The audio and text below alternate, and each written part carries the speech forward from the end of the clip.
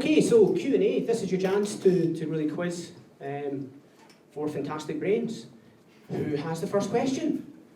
Excellent. Dave. So that's Dave Hamill, usability or UX specialist from Skyscanner. And your question is... in fact, I think we'll pass the mic around. We can have a...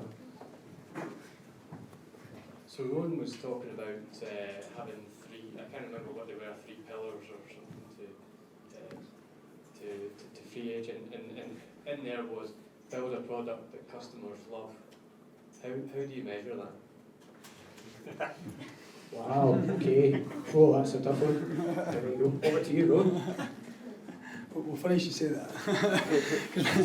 that. So we have what we call a scorecard for our product, which tries to look at a bunch of metrics and KPIs which we feel will be hitting if we're delivering a product that customers love. So the kind of headline metric in that is generally your kind of like NPS score. You know, that's kind of like something that we're kind of like very, very sort of like passionate about sort of like measuring. But there's also things about retention, about customer engagement, other sort of like slightly more low level, granular things like the number of sort of like bugs in the system, the performance, the like end user page speed. All of these things kind of like build up a rounded picture of what we believe makes a kind of a product that somebody would kind of love. And then we have different teams within the company have ownership over those kind of like different parts of that product scorecard and those different metrics. So that's another area we touch on it there. But that's one of the other ways that we give teams autonomy is by giving them ownership over certain of metrics and KPIs and allowing them to do whatever it takes to kind of optimize and improve those things. How does that optimization work? Well, for example, you can sort of task a certain team with, okay, your job is to increase engagement with our mobile apps by 15% over the next sort of like 6 months. Do whatever you want to do that. And then that's where it comes in. You're hiring teams of engineers, designers, product managers, and they've got to go out and speak to customers, they've got to look at data, they've got to look at input and customer insight from all around the business. And you know, it's their job to do whatever it takes to increase that engagement by that kind of like level. Does that answer, David, or follow? Are there any safety mechanisms to prevent gamification? Because they could launch Angry Birds in your app. Write that down. Yeah, the safety measure is the balanced scorecard because, yeah, you're absolutely right. If we put Angry Birds in the app, it may have an increased engagement, but I could almost guarantee that our churn is probably going to go up as well. Our NPS is probably going to tank. So it's not just about like optimizing for one particular metric in isolation. It's about looking at the suite of things. And we do this at a business level as well, by the way. It's not just in our product. So we have financial metrics, we have process metrics, we have team happiness, like our own company, so team happiness. So, you know, we can optimize towards financial success. But if we're doing that at the expense of our team happiness or our team productivity, then that's not something that we would get as acceptable to us. So these balanced scorecards are designed to help keep checks and balances and all of that stuff. Great. Can I ask each of you to give your equivalent answer, please? Sam? Yep. So I'll split this up into the kind of trifecta of consumer groups that I mentioned in the presentation. So if I start with riders and restaurants, what we're really looking to drive there is reliability of payments out. So what we're looking for is very few errors with payments, reliability in ensuring those people get paid when they expect to be paid and at the frequency with which they would like to be paid. That's absolutely foundational. You know, as I was kind of referencing in the presentation, we're looking at lunch as a Deliveroo occasion in France. There are many more ways in which we can serve the consumer need to eat at any point during the day, during the week, and those two kind of output measures, weekly active customers and average order frequency, are, you know, how we can judge that at a high level, but kind of going more granularly into the details, it's really how do we serve consumers food when they want to eat it, and what are the products and features that we can build to deliver that. Similar to Rowan, I think like team autonomy is pretty critical in how we achieve that. So within that kind of prism of, you know, here's what we're aiming for, there's a lot of autonomy in how different teams look to achieve those goals. Hi, we when we launched our beta, We spoke to our customers directly, we got customer feedback from them, we looked at what products they were using, how often they were making transactions, and then for our charity customers, I guess it's just making sure they're happy with the roadmap at the moment as we onboard all of these new customers, making sure they understand the processes, the data. We're at a totally different stage, so we don't have huge user volumes yet at the moment, but it's all about just making sure that we have the right processes in place and the data and the KPIs and the reporting to give back to these customers, because for sustainably it's all about the data. And then it's quite easy to look at the team, see if they're in a bad mood or not. I could just have a look around the room really quick. Sometimes if they're crying, I might just hit them again, tell them to work harder. So it's pretty simple really. I'm actually quite nice to my team. I just swear sometimes in the corner. Yeah, but so we're pretty small, so it's pretty easy at the moment. I mean, it's not easy, it's horrible, yeah. But you can tell I've just gone a bit sleep deprived and insane, so maybe Jude will help answer your question. Well, maybe not so much, but for sharing, we don't have a huge number of clients at the moment. We've got 28. They're high value, they're business customers. So, they're all worth a minimum of 50 grand a year. And they all seem to have me on speed dial and WhatsApp me. It's who does that? All of my clients. So getting messages back from our clients is pretty fast, and so I can tell if they're not happy. Okay, I'll let you hand into that. I'm going to do immediate follow-on. This is for those, Rowan, probably for yourself, because you'll have gone through that kind of growth, where it's kind of like personality, CEO as product in some ways. It's kind of that's you own the relationship, or you're chief product person, you own the relationship, you own that kind of, and it's all about speed dial. It's all about you're passionate, or customers speak directly to you. But I mean that's not tenable when you've got to the size that you are now. So what advice would you give to the more, particularly to Jude and to Laurel, who are approaching that point where they need to separate themselves from all those roles and decisions? Oh, I need to pass you. So I think the first thing is don't be too quick to kind of go at that point. I was just speaking to somebody who's a customer of ours since 2009, right? So it's I still do that all the time, and I still love doing that. There's a really great, I can't remember who, I think it was sort of Paul Anderson who says it, is this, successful startups do things that don't scale. Okay. Now, when you're a small business, you will do something you will send flowers to a client, or you'll do something like that. And there's a temptation to say, well, okay, this is great, but we know we can't scale this. And his argument was, they're exactly the type of things that you should be doing now and should always be doing, because that's the type of thing that will separate you from everybody else when they're going into some bland kind of corporate kind of mode of conduct. So if you say to yourself, oh, well, I'll never be able to speak to all our customers when we get to X size, then you just stop doing it now. And I would encourage you, I speak to customers all the time. Customers email me every single day, and I spend a good chunk of my time doing that. So you will have to delegate, and you will have to hire people who do all of this stuff. But don't be so quick to kind of say, oh, well, we can never possibly do that when our company's twice the size. Because they may be the things which are endearing to your customers, and now you have to bring a personality to your business. Fantastic. Sam, how do Deliveroo keep it personal? Yeah, I'd echo what Rowan said there. I think there are always ways, no matter how big the company is, where you can speak directly to your consumers. So a couple of things that I think are really valuable that a company the size of Deliveroo can do. So we do kind of regular visits to the customer service center, where we can sit and listen to calls from customers and understand the sorts of experiences they're having and the pain points they're having. On the rider side, actually a lot of our employees go out and do deliveries, and so that's a great way to actually see all sides of the marketplace at one time, because you can speak to the restaurants, understand what their frustrations are, you can speak to the riders, understand what they think about our value proposition, and you can make deliveries direct to customers as well. So I think there are always ways in which you can get that customer feedback. I think it's actually something that's pertinent to really think about as a company scales, what are those avenues that you can still use to get that kind of feedback. Fantastic. Next question from the floor. Who has a question? Great. I'm just going to. Can you? Great. Andy's going to give us something. Hello.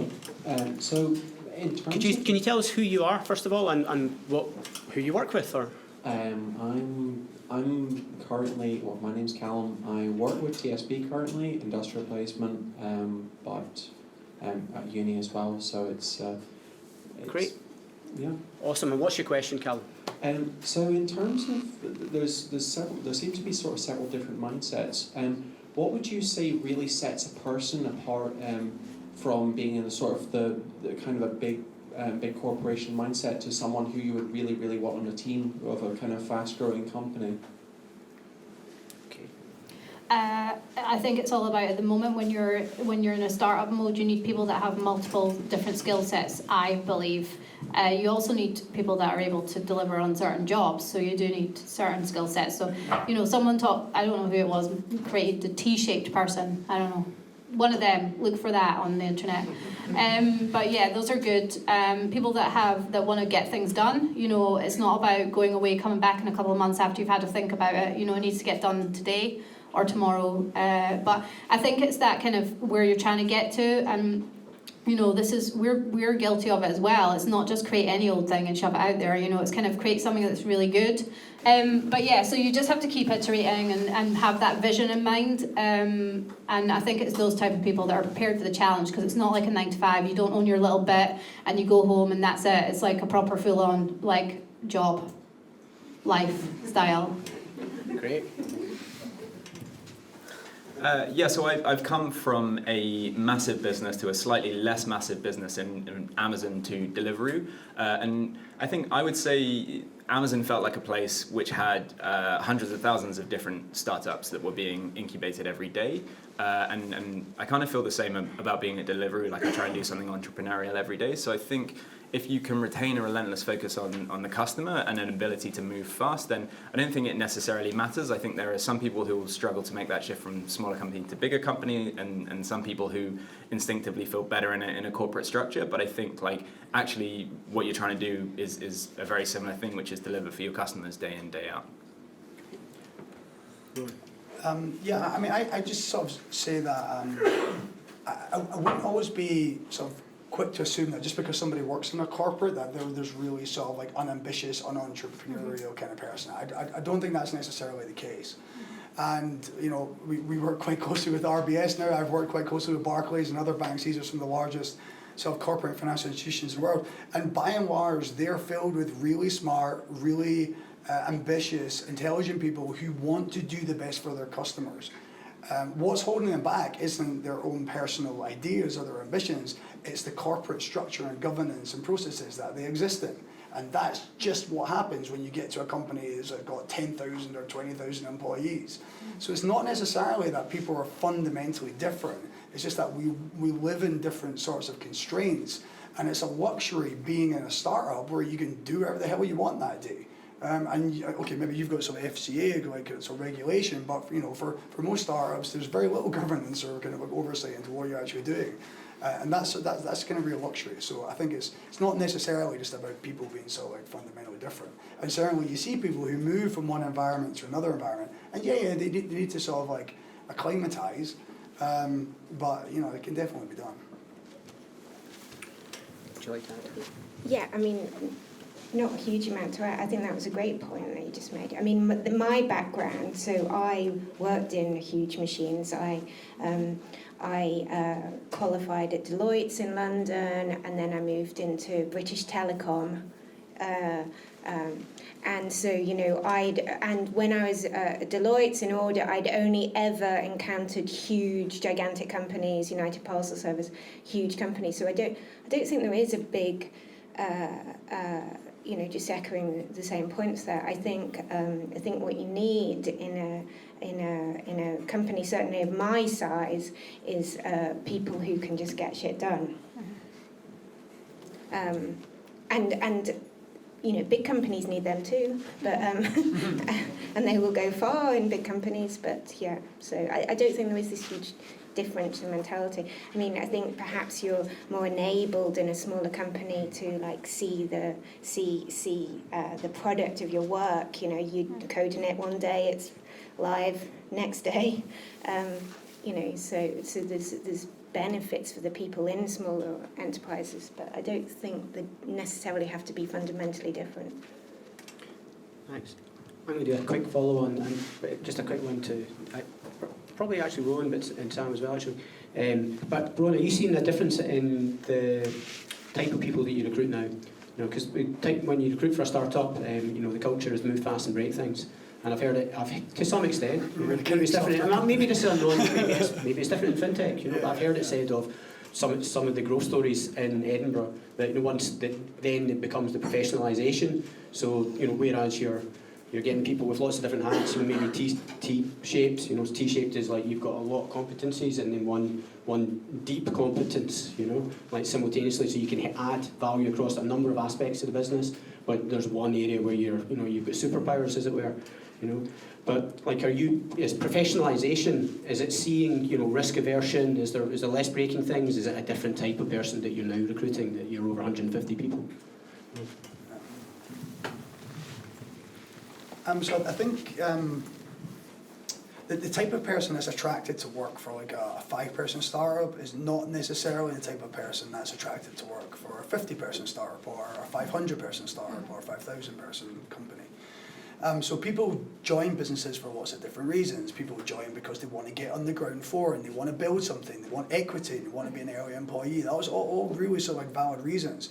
But other people want to join a business for like a stage where we're at, where they want the experience of like a larger business where they're going to have maybe a bigger impact and there's a bigger surface area to the work that they do. And certainly for things like, you know, Deliveroo, you're talking about your huge, massive like surface area of the kind of work that you do. So it's not just about the fact that it's about risk adversity. It is just about people at different stages in their life or their career are looking for something different. Like, you know, being totally honest, like I probably actually wouldn't want to go back and found or work for a 2-person kind of like sort of startup again. Just sounds like more hassle than it's worth. What I'm really interested in now is like bigger companies that are operating at scale and the processes and how you grow those processes at scale. That's just what I'm into these days. And I think that's the same of like lots of people who are looking to join a business as well. But it's not, I mean, we've always been in accounting software. We look after people's fairly sensitive financial data. We've never really had an attitude of being like fast and loose with that kind of sort of stuff. You know, we can't afford to. Great. Sam, would you like to add anything? Yeah, I think at any stage of a company's growth, you're really looking for people that are inspired by the company's vision and have really well-structured thoughts on how they can execute to deliver that. So I think there is some difference between like the stage of where the company's at, but I think like those two things are really critical in terms of whenever you're recruiting at any stage. Great, thank you. Any more questions? Okay, I'm going to ask another one. Great. Excellent. So, Someone's got one oh, there. good, we've got... Great. Hi, my name is John Catterson. I'm sort of a pre-launch stage with a really exciting tech startup, so I don't want to give too much away just yet. How do you deal with strong characters within the office? This is probably more geared towards all of you actually, as a matter of fact.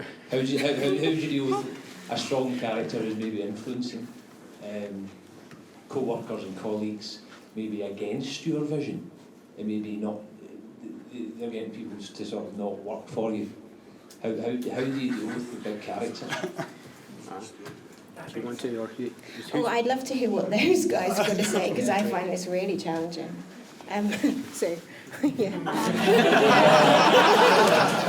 Okay, yeah, I've not really had to deal with it in the startup. I have had to deal with it in my previous job, and what you do is you mostly try and get that ironed out in the first 3 months of a, what do you call it, an interim period or whatever. That's my tips. So I think probably the most important thing is, and Rowan captured this I think on his second slide, is those strategic anchors of a business. So knowing what the goals that you're working for are and having alignment around those end goals really helps when you have a discussion about like what's a different path to get towards those goals, because you can at least structure things around like here's where we're all aiming for. And I think probably like in a kind of product engineering design world where you're constantly shipping new stuff all the time, a mutual recognition that resources are finite is also a good parallel thing to have alongside that. So I think being able to make judicious decisions based on strategic priorities against like a realistic understanding of we can't do everything is critical to like helping navigate those kind of situations. So I mean, without knowing you kind of like exactly the situation that you're in, there's a difference, I think, what I'll say, between tough prioritization calls and toxic behaviour. Yeah, I agree. And from what you were describing there, it sounded like somebody who's just being a dick. Okay, and now the key thing there is that you have to set expectations. And that's when it goes back to the value stuff. So once you're able to articulate this and communicate this to your company, so this is how we behave to one another. And if somebody isn't behaving that way, then you've got this really clear set of expectations. And we do this both like as a wider company values, but we also have a series of like role levels and expectations. And this is something that we totally overkill at your stage. But when you get to our kind of like level, we have a series of like what's expected of you at this particular point in your career, at this level, and so on. And this is how you advance within those kind of career progressions as well. And if somebody isn't meeting that stuff, then you can point to this thing. You can say, well, listen, this is what you're how you're supposed to be performing. And if they're not doing that, then you need to have a conversation about that and how that improves. Because you've got to have a business where people are getting on with each other. Yeah. Great. Next question. Who does anyone? Great. Andy, we've got Andy. Thank you. I'm Elle Tucker and I run Ganhut Media, which specialises in the platform economy. It was actually for Laurel. You talk about the sort of progress you made to get to sort of MVP stage. You talked about pivots, and I just wondered how close the product, which looks amazing, is to your first sort of idea, and if you'd ever had any moments where you just thought, can I just turn this completely around, do something completely different, or how you dealt with that sort of journey and how the product evolved in your head, whether you swung from idea to idea. Yeah, I don't think we've swung from kind of the core vision as to what it is and how it works and all the rest of it, but the execution of it is probably different to how we originally visioned it, and the wireframes and kind of the user journey is different. And you know, speaking to the customers, we kind of got other things that we wanted to add into the roadmap and kind of how it works for them. So it just evolves over time. It's like it's never going to be the same as it is last month, as it is next month, or you know, because there's always going to be different things that you want to add to it and change, and you know, it's based on a lot of different factors. So you know, yeah, it's not exactly the same. It's kind of the same, but it's kind of totally different as well. So. Anyone else want to add to that? I mean, maybe just a follow-on, like, I mean, you all talked about pivot to some extent. How do you know when is the right moment to pivot, and you know, as opposed to you know just hunkering down and pushing through, you know, because a lot of you talked about timing as well, and you know, for quite a lot of you were early in the market, and that involves educating the market, and then Ron, you talked about how you were, you know, you'd kind of perhaps missed a slight opportunity because of a non-compete clause. So how do you balance off that kind of being too early, being too late, and knowing when to actually pivot? What's the key data that defines when a pivot is required?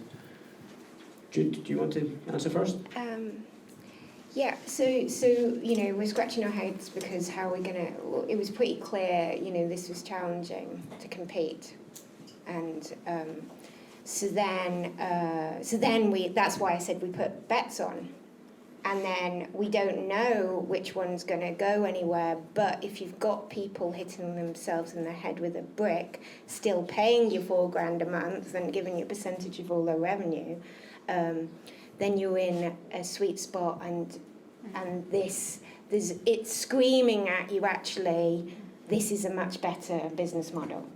So we never really pivoted our kind of like business. We were kind of like really lucky in that we kind of like built a product which was, you know, it was kind of like online accounting software. And if you're a small business, you're going to need accounting software. And it was like 2007, so it was going to be the internet.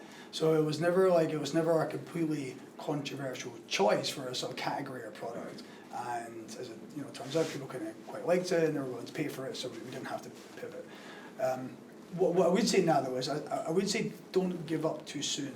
I think there's definitely a culture, maybe not in this country, but in sort of the West Coast where pivoting almost became like a badge of honor at one point. It was kind of this kind of like fail fast, fail often thing, and I just don't really buy it.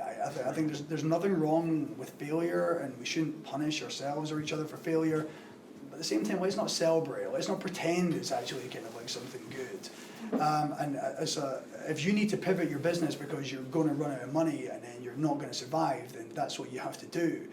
But in itself, it's not necessarily something that you want to be massively proud of.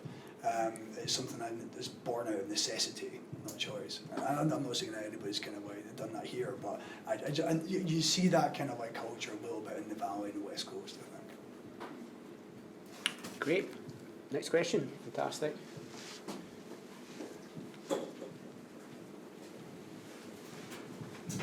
Thanks. My name's Andrew and I work for Social Byte, so a bit of a non-tech fraud.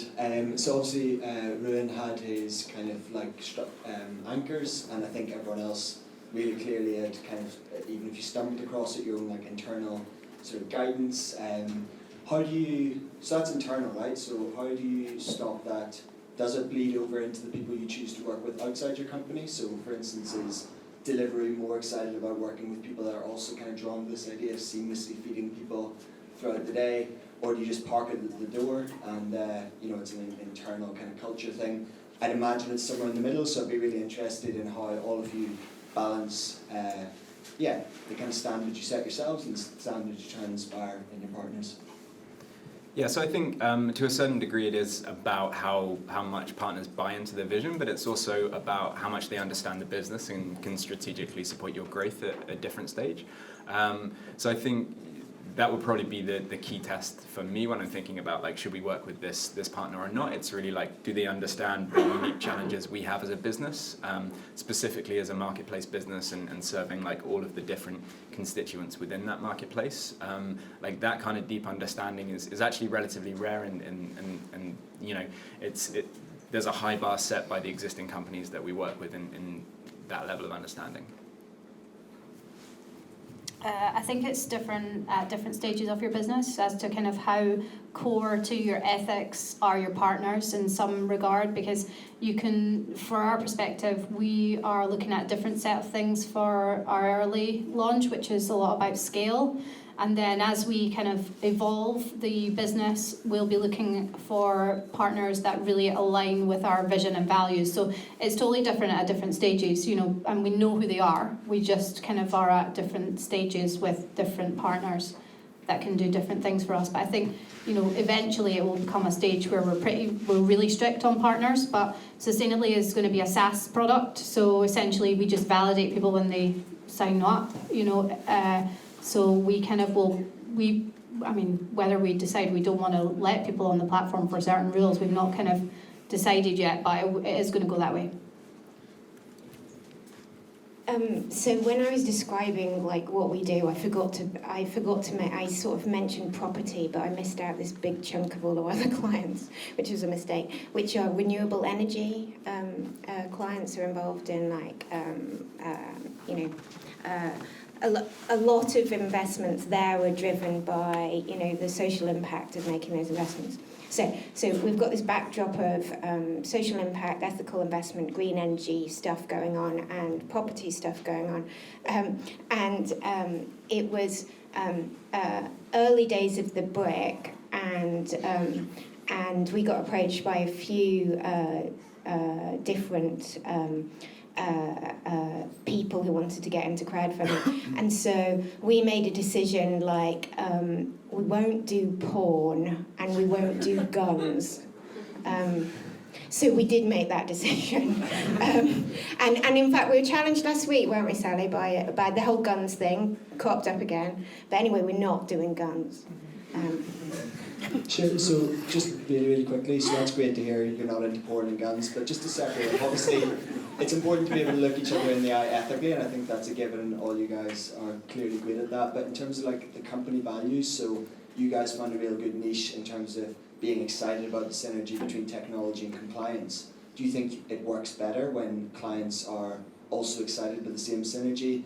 Ruan, do you think it works better when people are excited about growth in like UK SMEs? I maybe didn't come across very clearly, but good to hear that you're not all into porn and guns as well. Who's that question for? You, Julie. Yeah, is that for me? But Is that for me? So for me, I don't want clients who are into like compliance and tech, because that's what we do. So they can focus on, saving the planet and marketing to investors. So that's what we do. So, but yeah, it's nice having clients who do nice things. Not guns.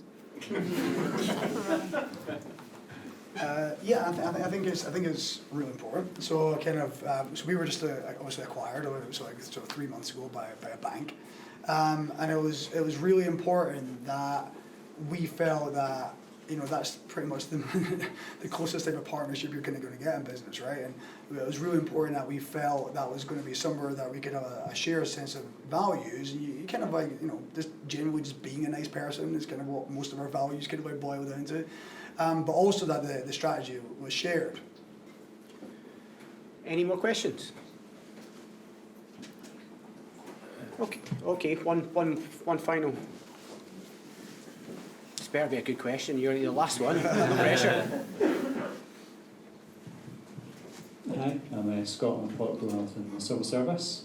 So a lot of you all talked about the importance of your vision to help drive your business and engage your stakeholders.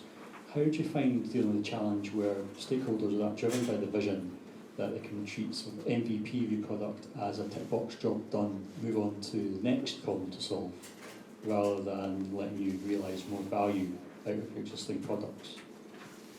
It's a quick question. So the first thing I would say is don't confuse your MVP with the final kind of product. I think that's also another bad habit that we've picked up from the kind of Valley, is that we kind of, and like Russell, we all get this, like I'm guilty of this, of doing this as well, by the way. It's like you say, okay, so lean, sort of agile methodology, we'll do the minimum kind of like build, test and learn, we'll get our product out there, we'll sort of like see how it performs and we'll learn from that.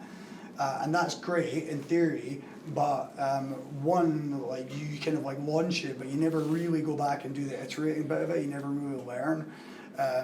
Or like two, you launch it and it was a bit crap, and you know it was going to be a bit crap, but by then the damage has already been done, because they're kind of like looking at this thing, this thing's a bit crap, and you're saying, I know, but there's only an MVP, and that can work in some situations, but it also can be quite a sort of damaging thing to your company as well. So you need to, if you're bought into sort of like agile release, you need to understand that it doesn't just mean getting out the sort of like fastest, quickest piece of crap and then moving on to the next thing. It is about learning from that, and it is about continuous sort of kind of learning and delivery. That's very much a cultural thing. Yeah, I think I would say like the product is never done. So you might reach a stage at which you have like a sufficient degree of product market fit where you've reached some of your growth goals and profitability looks good as well, but there's never a point at which you can't continue adding incremental value for your users. So it might be that you're at a stage where you're not making as radical product increments as you might be when you're in a different place on the growth curve, but I think like fundamentally you're never going to be done. Yeah, agree. Yeah, I don't have anything to add. Great. Well, now that we're all in agreement, it feels like a perfect place to kind of round things up. I'd like to thank our four speakers. Really insightful. So can you just join me in giving a round of applause?